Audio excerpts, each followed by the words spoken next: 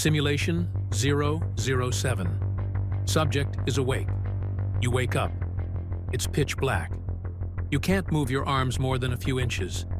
You smell dirt and treated wood. You scream, but the sound dies instantly. You are in a standard coffin, 84 inches long, 28 inches wide. Above you is 6 feet of soil. That's 3,000 pounds of pressure. The lid isn't going to open. You are trapped. The math is simple. A coffin holds 880 liters of air. An average human consumes 0.5 liters of oxygen per minute. If you stay calm, you have 5 hours. But you won't stay calm. You will panic. Panic burns oxygen 4 times faster.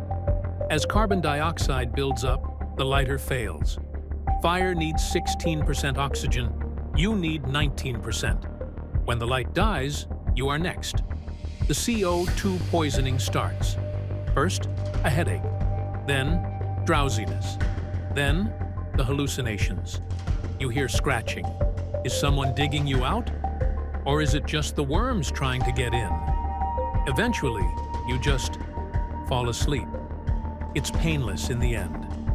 The simulation terminates due to hypoxia.